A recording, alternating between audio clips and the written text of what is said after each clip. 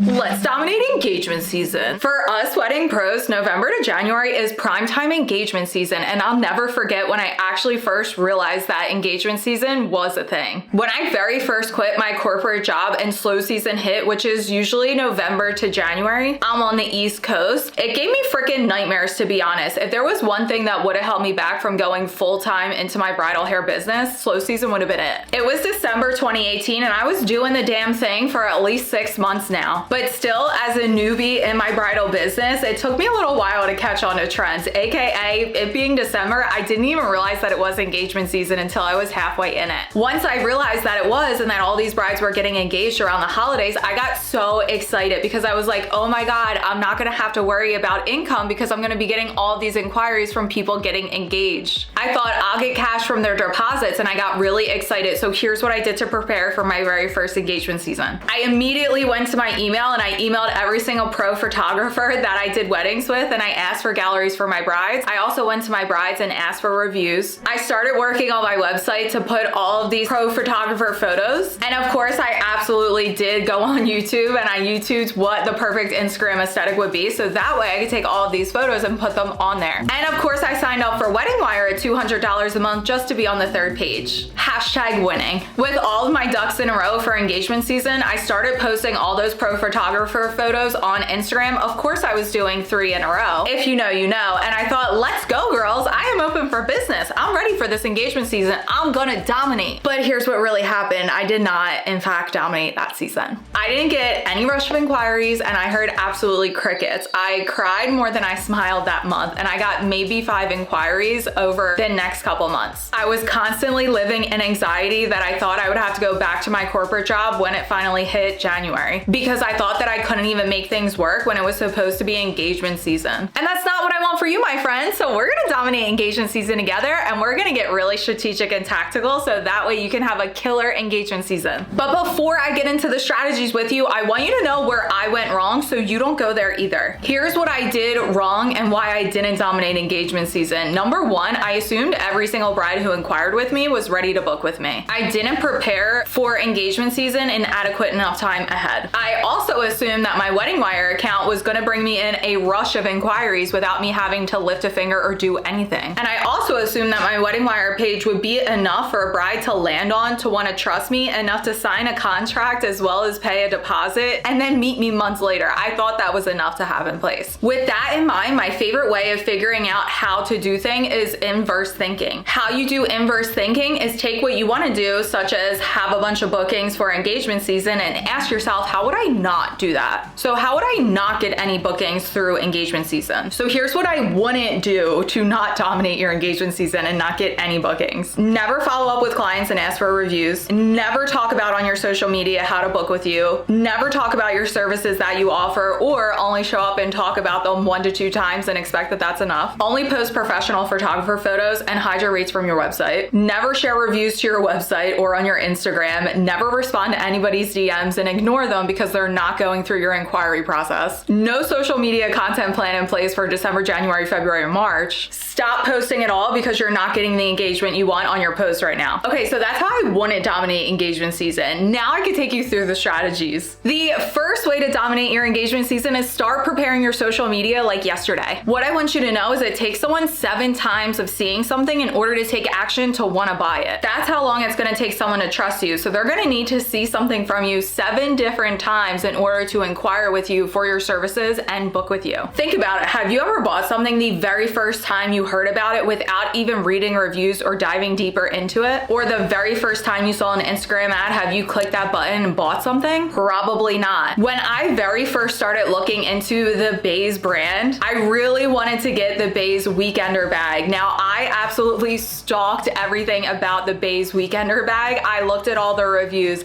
I looked at every single thing on their website. I looked at all the photos and videos so that way I could see inside the bag to see if it would work for me and for my hair kit. I was getting ads on Instagram, on TikTok, on my Google for the Bays bag. They were sending me emails, and I was getting this a good 6 months before I decided to invest in this bag. And this bag is $100. Imagine in your client's point of view when they're investing thousands of dollars with you. So for you, you want to get ahead of engagement season. Even if we're in it right now, you want to make sure that you are constantly showing up and talking about your services. services. So here's my strategy hot take for this. Get your content visible by consistently posting the signature styles that you offer and how your wedding services make your bride's wedding morning an absolute breeze. The purpose of posting content is to get awareness out about your brand. It's not to get likes. So please don't stop posting just because you might not be getting the engagement that you want. Next, you want to focus on getting reviews from your past brides. Think of it this way. Would you sign a binding contract as well as pay a deposit without reading any reviews from somebody? Nah, me either. Even for me, when I was a bride and I personally knew a lot of the wedding vendors that I hired, I still read all of their reviews. Why? Because it builds my trust and further confirms that I'm making a good buying decision. Now, here's where I see bridal beauty pros go wrong with reviews. Either not asking their brides for them because they feel like that's icky, or they feel like they're waiting for their brides to leave them a review. And that's why you feel like brides are never reviewing me and you never even follow up and ask them for one. Or letting them sit on your Not profile or on your Google profile or on your Wedding Wire profile and not promoting them on your Instagram as well as your website, believing that your future client is going to take those extra steps to read more reviews for you. They might, but why not place them on your Instagram where they're finding you? So here's how you can do reviews the right way. Ask for them. Remember, it takes people 7 times to want to take action, so don't be afraid to follow up with them and ask them to review you again. Now, here's my strategy hot take for this. Reviews don't need to just live on your Google profile. Take a screenshot of that and post it everywhere. They don't need to be pretty. Even if a client just texts you a screenshot of that and putting it on your Instagram is just good enough. The next way to dominate engagement season is to limit the pro photographer photos. Now, I know this is going to ruffle some feathers, but here's why I believe in this. Personally, I feel pro photographer photos have a place, and that place for me is on your website. If these are the only photos that you're posting to your Instagram, I personally believe this is a lazy Instagram strategy. Now, hear me out. It's because their content and their photos is meant to showcase the couple. It's meant to showcase their story. It's meant to showcase the entire wedding day. It is not necessarily meant to showcase your hair work or your makeup work. Now, if you are lucky and you have a good 2 to 5 photos that are showcasing up close your hair work or your makeup work, sure, fine, post them. However, if your Instagram feed is just full of pro photographer photos, you're gonna wanna limit that. Now, here's my strategy hot take on this. If you don't have the content you want, create it. Have that friend over, hire a model, hire a studio, rent something out, and make sure that you're getting the content that you want if you don't have it already. Because imagine buying a house and the only photo you have of this house is the outside from a street view. You have no idea what the bathroom looks like. You have no idea what the bedrooms looks like. Does it have a basement? Does it not? What does the backyard look like?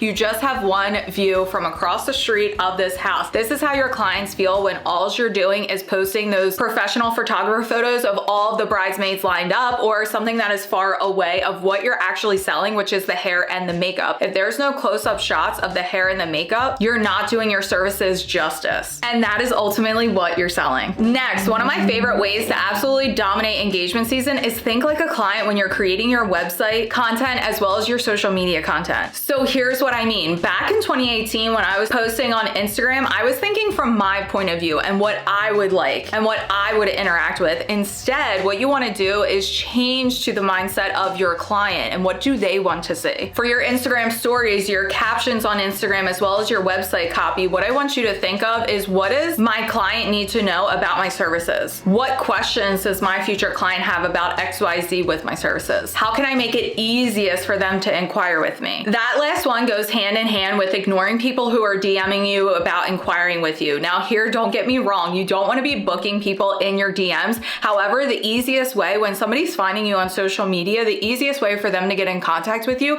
is to just shoot you a DM. So the simplest way you can do is just respond to them, even if you're just giving them the link to your inquiry form. This is going to build trust from the jump, and this is going to make it super easy. Yes, they could go over to your link in bio and click that. However, what's easier for them is just to hit the message button and say, hey, are you available on my date? And then you can send over your inquiry form. Now, here's my strategy hot take on this. Thinking like a client is the content that is actually going to convert best for you. I hope these strategies got your gears in motion and you can start thinking of how to dominate your engagement season. Now, if you love this topic, make sure you follow along on my Diary of a Bridal Pro newsletter, because I share topics like this every single week, sometimes even when I don't show up on YouTube. So make sure you click the link down below and you sign up for my newsletter so we can be besties and I can be in your inbox every single week with strategies and CEO hot takes. Thank you so much for being here with me today, and I will see you in the next one. Bye.